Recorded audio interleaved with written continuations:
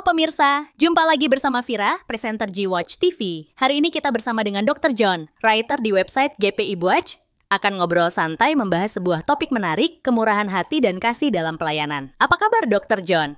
Kabar baik, senang berjumpa lagi dengan Vira. Halo Sobat G-Watch TV, pencinta podcast Imajiner, Shalom, salam sehat selalu, kiranya ada sukacita dan kedamaian dalam setiap langkah perjalanan kehidupan kita, dan selalu tersenyum dalam menyapa. Dokter, bagaimana pendapat Anda tentang topik bahasan kita hari ini, kemurahan hati dan kasih dalam pelayanan? Vira, berbicara tentang kemurahan hati, setiap orang punya konsep berbeda, tergantung cara pandang mereka dalam memahaminya.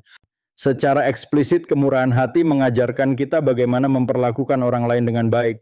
Kasih dan kemurahan hati selalu sejalan dan akan nampak dalam kehidupan kita. Ketika kita membantu dan memberi uluran tangan kepada mereka yang sangat membutuhkan, ya. Kemurahan hati adalah kasih yang bergerak, sedangkan kasih adalah radiksnya. Namun, kondisi yang terjadi saat ini agak sulit untuk memberi pertolongan kepada orang lain.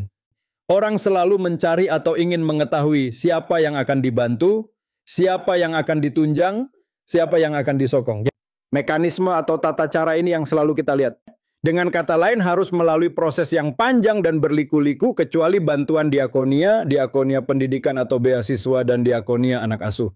Vira, kembali kita ke kemurahan hati. Kemurahan hati yang hakiki merupakan panggilan setiap orang untuk menembus sekat-sekat tanpa melihat asal-usul karena di situ ada kasih yang sejati, kasih tanpa penghalang. Baik, Dr. John. Jadi ingat cerita Alkitab tentang perumpamaan orang Samaria yang murah hati. Bagaimana pandangan Anda? Wow, mantap Vira, pertanyaan yang bagus keluar dari ranah disiplin ilmu saya. Tapi yang saya ketahui dan saya baca di Lukas pasal 10 ayat 25-37, ini merupakan kisah orang Samaria yang murah hati yang paling menyentuh yang diajarkan oleh Yesus. Dan cerita ini bukan hanya tentang menolong orang lain, tapi juga tentang melampaui batas-batas agama, sosial, dan dugaan serta prasangka. Kisah ini mengajak kita untuk berani melawan ego, kenyamanan demi menolong sesama, dan demi kasih yang sejati.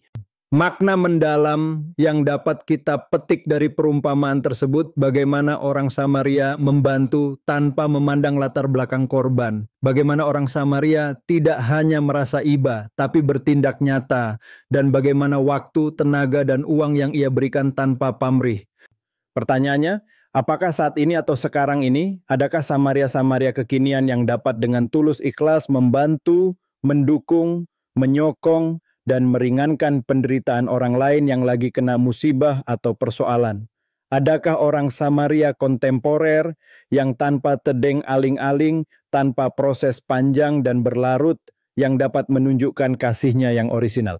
Vira, kita perlu introspeksi diri kita masing-masing dalam melakukan tindakan seperti orang Samaria yang murah hati.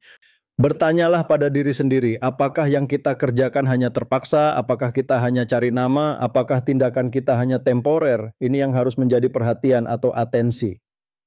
Tindakan kasih, tindakan murah hati yang sifatnya darurat kepada sesama, tidak dengan segenap hati, yang bertujuan agar terlihat oleh para pemilih, terlihat oleh utusan jemaat, ini merupakan tindakan menipu, tindakan mengelabui, tindakan membohongi, tindakan kasih yang semu, dan tindakan kasih yang bertopeng emas. Perumpamaan di Alkitab tentang orang Samaria untuk mengingatkan kita untuk tidak melakukan rekayasa kasih dan rekayasa murah hati dalam setiap pelayanan, melainkan kita diajak, kita dihimbau untuk menjalankan dan mengerjakan dengan penuh kejujuran dan ketulusan hati. Maaf Vira, penjelasannya agak panjang. Wow, menarik. Walaupun konteks disiplin ilmu berbeda, Anda bisa menyampaikan hal seperti itu, bagaimana menjadikan suasana Samaria dalam konteks kehidupan pelayanan berorganisasi. Luar biasa, Vira selalu memberikan pertanyaan yang memang diperlukan nalar dan logika. Begini, seperti yang telah dijelaskan sebelumnya, ini kembali kepada orangnya, mereka yang sudah terpanggil dan terutus. Mau nggak mengerjakannya?